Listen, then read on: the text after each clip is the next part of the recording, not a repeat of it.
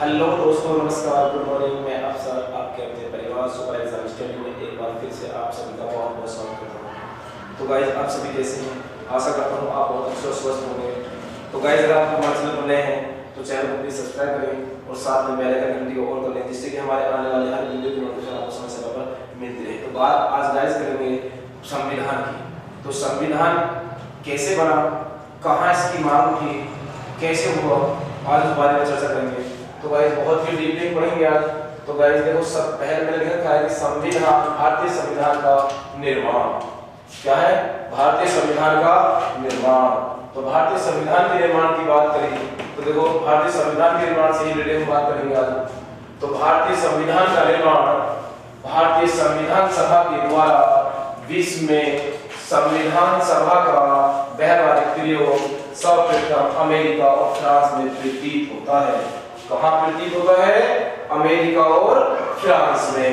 तो भारत में सर्वप्रथम संविधान सभा की आधिकारिक पहली बार मांग जो हुई थी वो 1930 में वामपंथी नेता मानवेंद्र नाथ रॉय के द्वारा की गई थी। इससे पहले 1875 में मांग हुई थी, लेकिन वो एक औपचारिक रूप से नहीं की गई थी। ठीक है, यहाँ एक आधिकारिक रूप से मांग की गई थी और इसमें मानवेंद्र सिंह ने इसको किया था। ठीक है, तो मानवेंद्र नाथ रॉय के द्वारा ये थी। यहीं से क्वेश्चन पूरा हो पड़ा है कि वो किस दल के थे? तो वामपंथी नेता थे। और या उन्होंने भारत में नहीं बल्कि मैक्सिको में भी वामपंथी नेता जो थे तो वामपंथी दल की स्थापना की थी। ठीक है, चलो तो इसी आगे चल के 1938 में इसी मांग को पुरजोर समर्थन भारतीय राष्ट्रीय कांग्रेस के नेता पंडित जवाहरलाल नेहरू ने के द्वारा यह कहकर किया गया कि भारत के संविधान का निर्माण वयस्क मताधिकार के आधार पर चुनी गई संविधान सभा के द्वारा होना चाहिए। किसके आधार पर? वयस्क मताधिकार के आधार पर चुनी गई संविधान सभा के द्वारा होना चाहिए। तो गाइस, संविधान सभा गठन जो था, संविधान सभा गठन की बात करेंगे हम। संविधान सभा के गठन, तो भाई भारत में संविधान सभा गठन कैबिनेट मिशन योजना द्वारा प्रस्तुत किए गए प्रस्तावों के तहत जुलाई 1946 में किया गया। गाइस, यहाँ ऐसी स्थिति बन रही थी कि उधर ब्रिटिश जो साम्राज्य था वो दूसरे विश्व युद्ध में घिरा हुआ था और उधर हमारे देश में जगह जगह आंदोलन हो रहे थे देश की आजादी को लेकर। तो इस तरीके से इससे पहले प्रस्ताव थे, हमने उनको ठुकरा दिया था, क्योंकि वो एक किस्म के ना तो हमें आजादी का रूप दे रहे थे और ना ही बंधन से उन्होंने बांध रखा। लेकिन इस प्रस्ताव को हमने, जैसे 1946 में प्रस्ताव आया तो इस प्रस्ताव को देखो गाइस, कंजर्वेटिव पार्टी के नेता थे, लेबर पार्टी के नेता, उन्होंने दिया था। तो इसमें देखो, इसमें है कैबिनेट मिशन 1946 दूसरे विश्व के बाद ब्रिटेन में 1945 के चुनाव हुए, जिसमें लेबर पार्टी के नेता सर क्लीमेंट एटली और ब्रिटेन के प्रधानमंत्री बने। तो भाई दूसरे विश्व युद्ध हुआ था खत्म, तो हमने सब पार्टिसिपेट कर दिया था। तो जिससे कि लेबर पार्टी ने पहले ही हमसे कहा था कि अगर आप युद्ध में हमारा साथ दोगे, सेना भेजोगे तो हम आपको आजाद कर देंगे। तो यहाँ से सर क्लीमेंट एटली थे, ब्रिटेन के प्रधानमंत्री बने थे। तो उन्होंने बनने के बाद हमें यहाँ पे योजना मिशन भेजा, जिसका नाम था कैबिनेट मिशन, और हमारी आजादी के लिए संविधान सभा संविधान बनाने के लिए। तो 14 मार्च 1946 को प्रधानमंत्री एटली ने भारत की स्वतंत्रता के बारे में चर्चा की और इसके लिए उन्होंने कैबिनेट मंत्रियों की एक 3 सदस्यीय समिति बनाई, जिसके सदस्य निम्नलिखित हैं। तो गाइस, सबसे पहले 14 मार्च 1946 को एटली ने भारत की स्वतंत्रता के बारे में चर्चा की थी।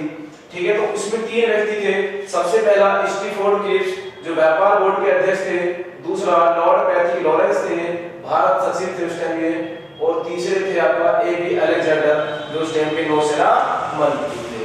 ठीक है, तीनों नाम डालेंगे कि स्टीफोर्ड क्रिप्स व्यापार बोर्ड के अध्यक्ष थे, लॉर्ड पैट्रिक लॉरेंस भारत सचिव थे और एबी अलेक्जेंडर नौसेना मंत्री थे। इसे कैबिनेट मिशन कहा गया। इसके अध्यक्ष लॉर्ड पैट्रिक लॉरेंस। तो यहाँ से क्वेश्चन थोड़ा भी हो जाता है कि कैबिनेट मिशन के अध्यक्ष कौन थे? तो लॉर्ड पैट्रिक लॉरेंस थे। कौन थे? Lord Patrick Lawrence. और इस मिशन को मार्च 1946 से भारत भेजा गया। भारत का भेजा मार्च 1946 में।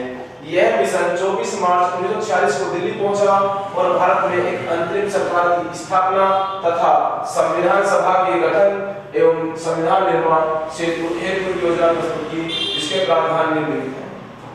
ठीक है यार, तो यह मिशन 24 मार्च 1946 को दिल्ली आया था। कब आया दिल्ली? 24 मार्च 1946। भारत में अंतरिम सरकार की स्थापना करी और इसके लिए प्रावधान तो ये है, देखो जरा,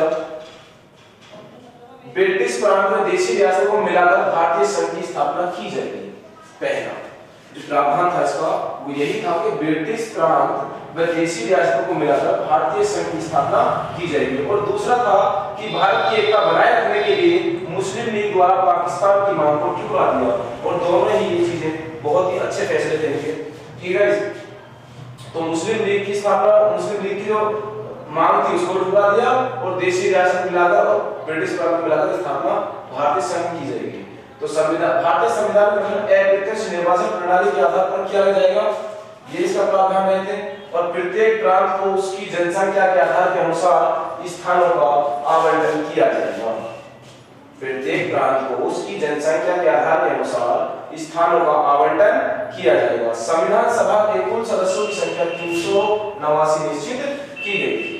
ठीक है, चलो, जिसमें 292 सदस्य ब्रिटिश प्रांत से थे और 93 देशी रियासत से थे। 292 सदस्य ब्रिटिश प्रांत से थे और 93 देशी रियासत से थे। 4 सदस्य कम्युनिस्ट क्षेत्रों से निर्धारित किए गए। संविधान सभा के लिए चुनाव जुलाई अगस्त 1946 में संपन्न हुए हैं। कब हुए? जुलाई अगस्त 1946 में संपन्न हुए, जिसमें भारतीय राष्ट्रीय कांग्रेस को 208 सीट मिली। कितनी मिली? 208 सीट मिली। मुस्लिम लीग को 73 छोटे में निर्दलीय सदस्यों में, कांग्रेस को 208, मुस्लिम को 73 और निर्दलीय को 15 सीटें प्राप्त। ठीक है, तो राष्ट्रीय कांग्रेस को, भारतीय राष्ट्रीय कांग्रेस को मिली 208 और मुस्लिम लीग को 73 और छोटे समूह में निर्दलीय सदस्य 15 सीट प्राप्त हुई। महिलाओं की संख्या 15 थी। अगर महिलाओं की संख्या पूछेगा कि संविधान सभा में महिलाओं की संख्या कितनी थी, तो 15 थी, बाद में 12 हुई थी। ठीक है, चलो, अनुसूचित जाति की संख्या है 26 और अनुसूचित जनजाति की संख्या है 33।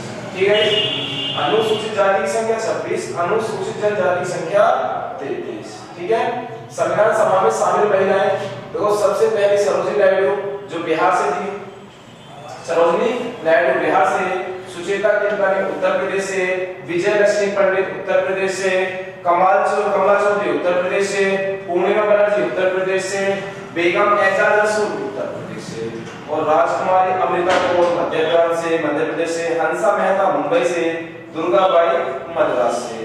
ठीक है, और भी देखो आगे जाओ,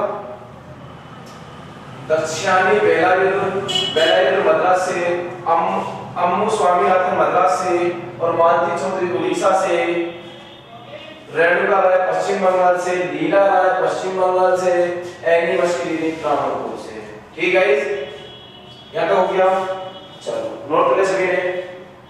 गाइस, अगर वीडियो कैसी लगी आप कमेंट करके बताएं और अगर अभी तक चैनल हमारा सब्सक्राइब नहीं किया है तो प्लीज चैनल को सब्सक्राइब कर ले और साथ में बेल आइकन घंटी को ऑन कर ले, जिससे कि हमारी आने वाली हर वीडियो की नोटिफिकेशन आपको समय समय पर मिलती रहे। गाइस, फिर मिलता हूं नेक्स्ट क्लास में, संविधान के नेक्स्ट भाग में लेकर।